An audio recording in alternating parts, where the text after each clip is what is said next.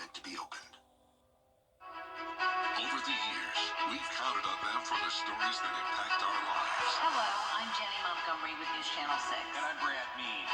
But it's more than just news. It's about experience, reliability, and serving our community. So when it matters the most, count on the people you know and trust. Count on the longest-running news team in the entire CSRA. Brad Means and Jenny Montgomery. Weeknights on News Channel 6. Join us for the Columbia County Christmas Parade this Sunday at 3, the perfect way to kick off the holidays. If you can't make it out, we'll be broadcasting the entire parade live on VTV and WJBF.com. Don't miss the fun this Sunday. Get the latest video in one click at WJBF.com. Live 5 or 6, weather coverage you can count on. We're back in the freezer tonight with temperatures in the low 30s, but a big warm-up is ahead. I'll have details coming up.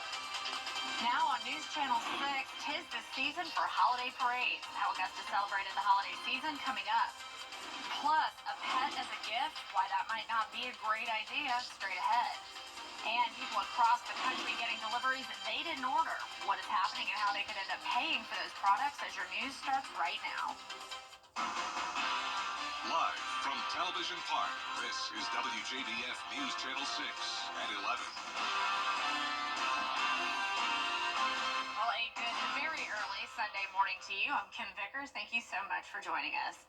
Coverage you can count on begins with people all across the CSRA celebrating the holidays with parades this weekend. Today, News Channel 6's Isabella Moody checked out one of Augusta's favorite traditions.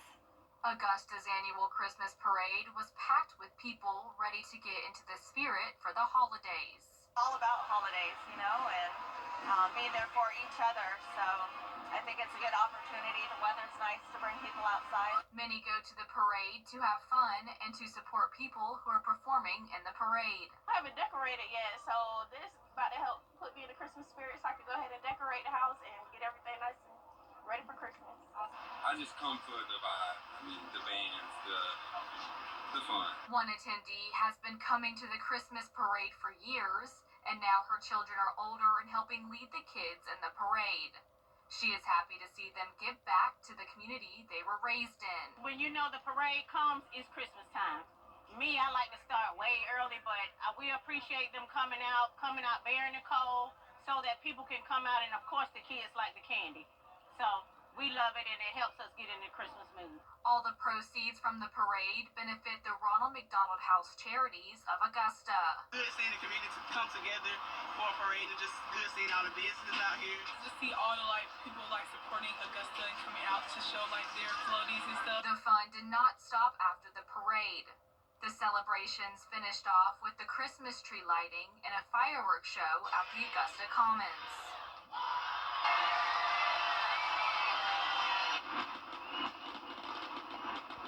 If you missed the parade, you can watch it on Channel 6 Sunday from 1 to 2:30 p.m. In Augusta, Isabella Moody, WJBF News Channel 6. Well, later today, Columbia County will have its parade at 3 p.m. at Evans Town Center. This is the 60th year the parade is being held. Jenny and Brad will be hosting the live broadcast of the parade, so be sure to join us. You can watch it live on MeTV or online at WJBF.com. It will re-air on Sunday, December 22nd at 1 p.m.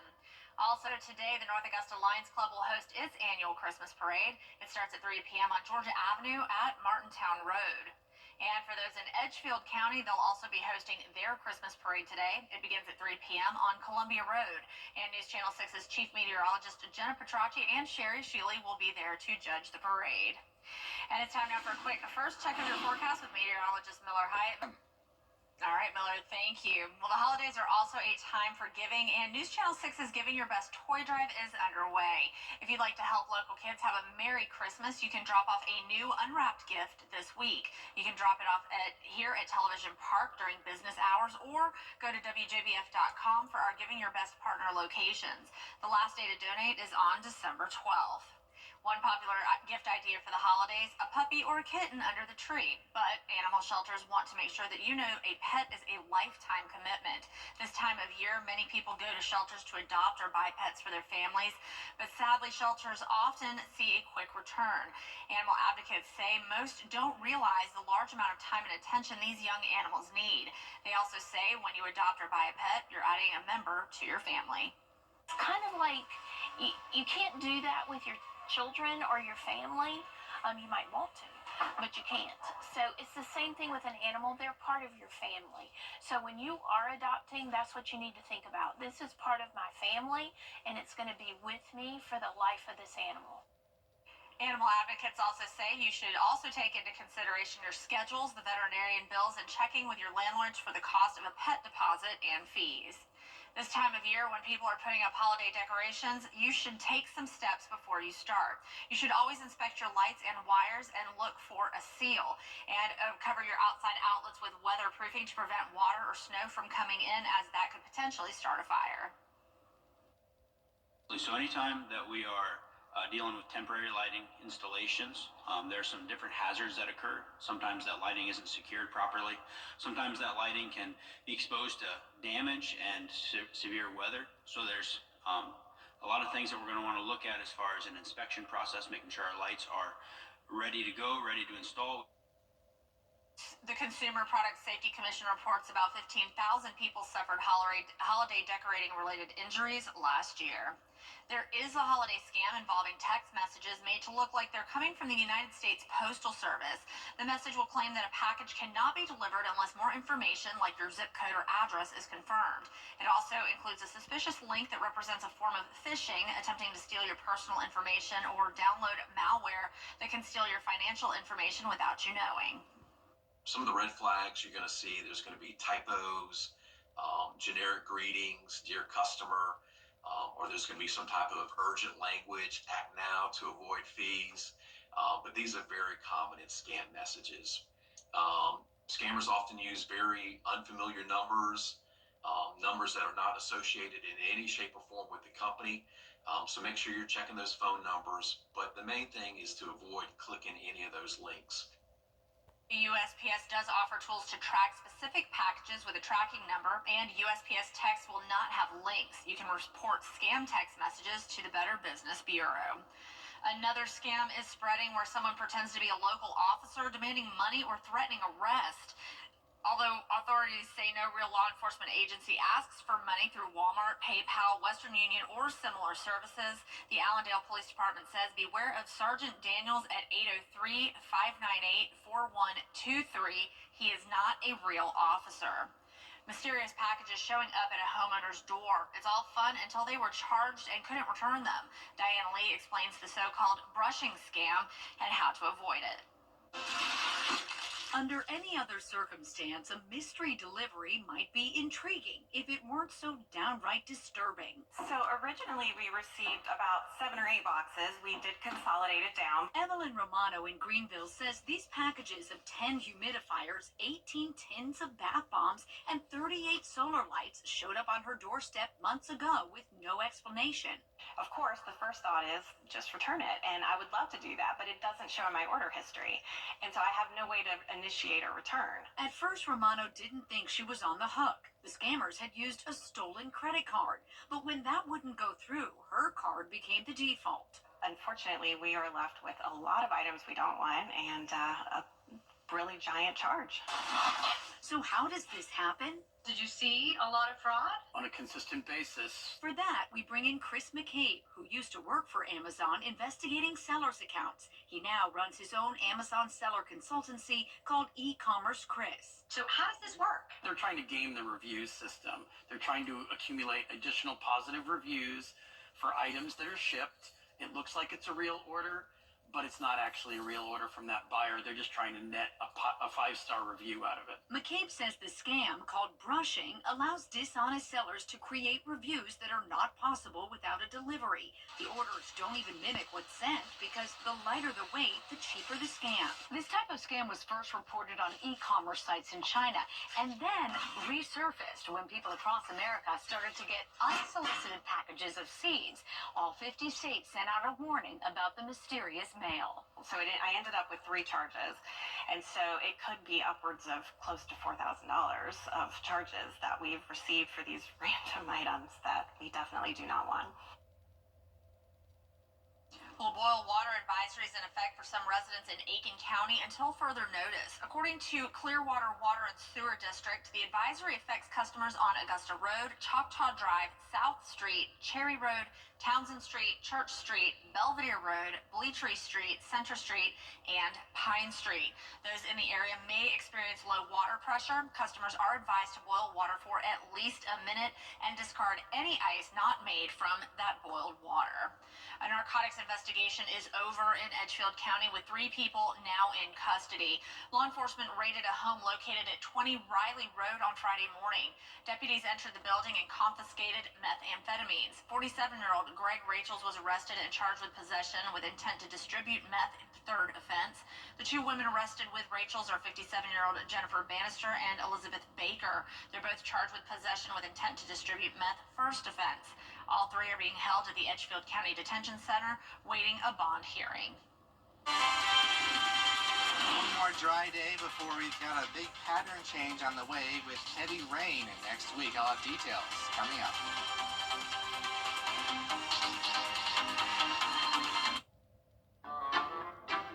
First of all, Freddie's ageless, so he could have worked here since the beginning of time. I know Freddie has worked here longer than many. Forever, but he's got the best Botox because that guy never ages. I don't remember life without Freddie. Longer than Mary Morrison? Freddie actually started before I did, and I've been here 36 years. Freddie is timeless. He's an inspiration. Just keep it up, Freddie. We love you.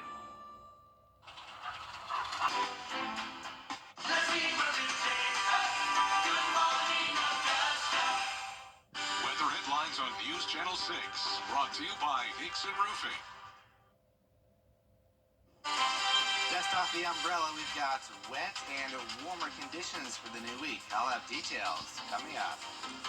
And coming up on News Channel 6, Christmas parades across the CSRA continue today. We'll take a look at several of them as the News at 6 starts right now. Live from Television Park, this is WJBF News Channel 6 at 6.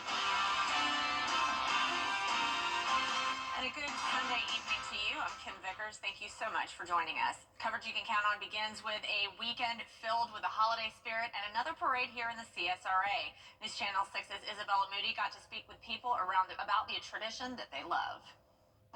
Many organizations and volunteers came together Sunday to participate in the 60th annual Columbia County Christmas Parade.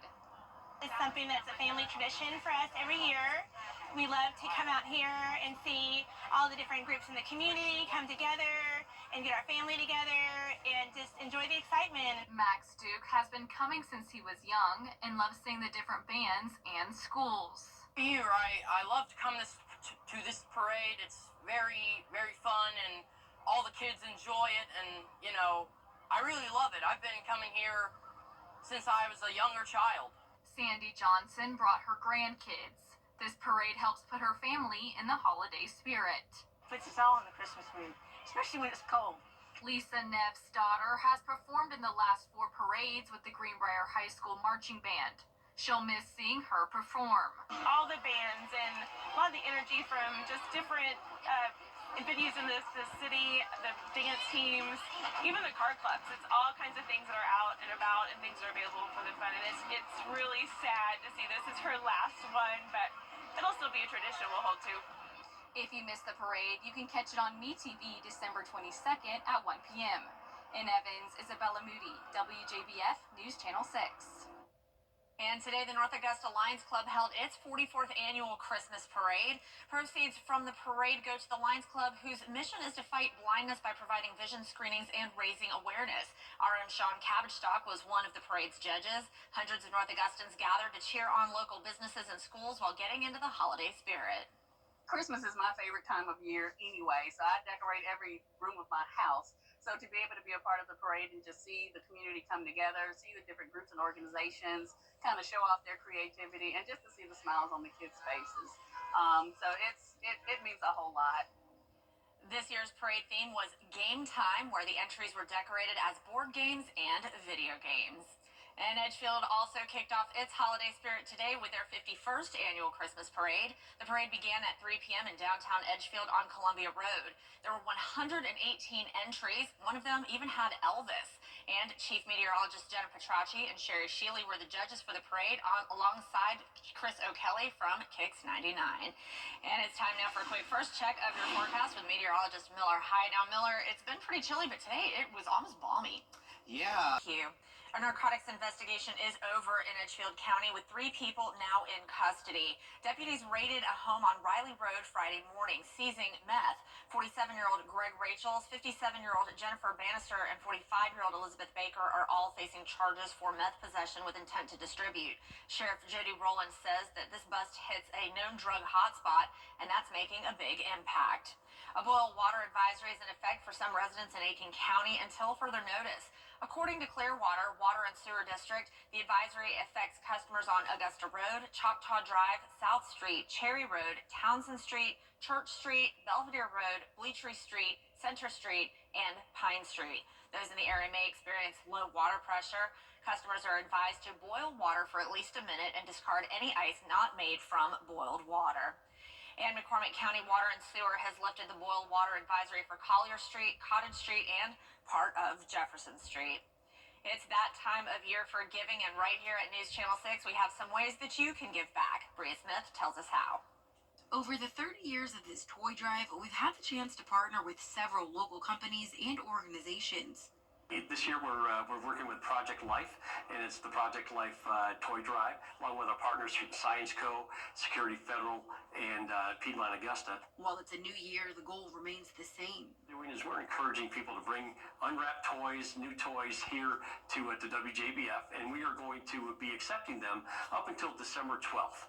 And after that, we wrap them in a huge wrapping facility down on Gordon Highway, and then those toys get distributed by our Project Life partners. But this year, the toy drive means a little more. And this year is extra special because families have been turned inside out with losing their homes. Some have lost homes, and some have lost family members.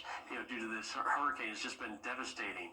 And this is a way to bring a little joy into their lives. The list of items being collected is wide-ranging. We need toys for kids ages from 5 and under all the way up to mid-teens, and the group of people that are especially in need are mid-teen girls, and mid-teen guys, but mainly the girls, because those are really hard to shop for.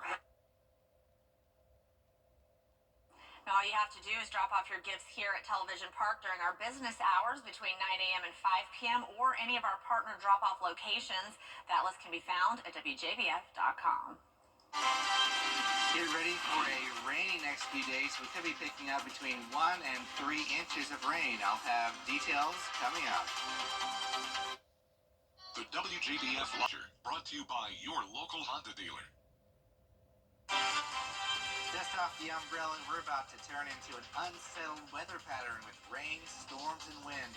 Details coming up. Now on News Channel 6 at 11, Christmas parades across the CSRA continue today. We'll take a look at several of them coming up. Plus, how low-income people can get help in keeping their energy bill low. We'll have those details as your News at 11 starts right now. Live from Television Park, this is WJBF News Channel 6 at 11.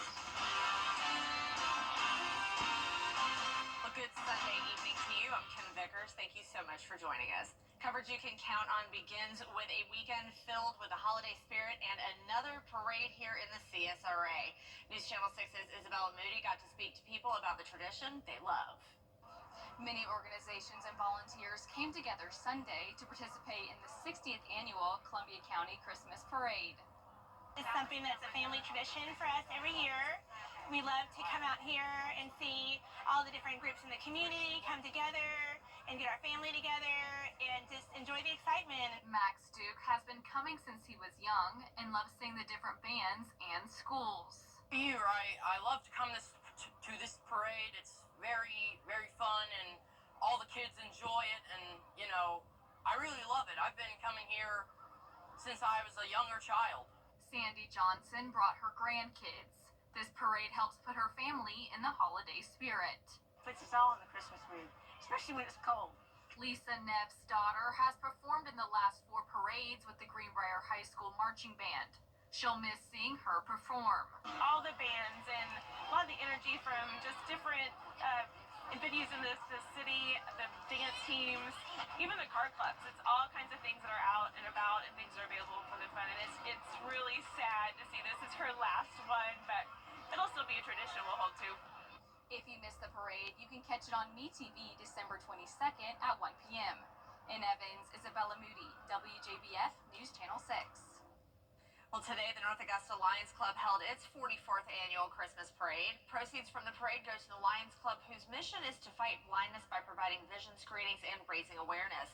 Our own Sean Cabbage was one of the parade's judges. Hundreds of North Augustans gathered to cheer on local businesses and schools while getting into the holiday spirit. Christmas is my favorite time of year anyway, so I decorate every room of my house.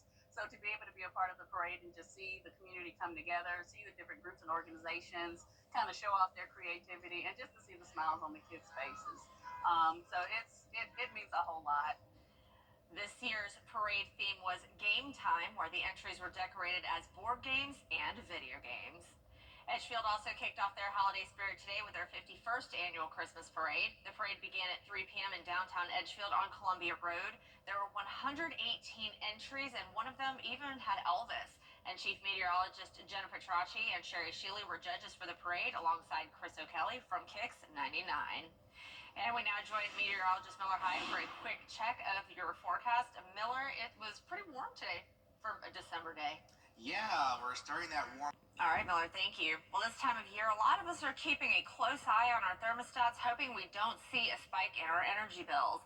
The Low-Income Home Energy Assistance Program is there to help people with their home energy bill. It reduces the risk of health and safety issues that come with service disconnections. The application period is now open with money available on first-come, first-served basis. In my opinion, yes, it's going to keep increasing because the cost of living keeps going up, whether it is the cost for rental housing or utility costs. Probably more people getting into that process of being able to qualify, but we won't have enough money to cover all that. Well, in our area, Overview Incorporated in Milledgeville provides energy assistance to Hancock, Johnson, and Washington counties. For all other local Georgia counties, waitlist appointments are now available with the CSRA Economic Opportunity Authority. You must be 65 and older or medically homebound to qualify during December.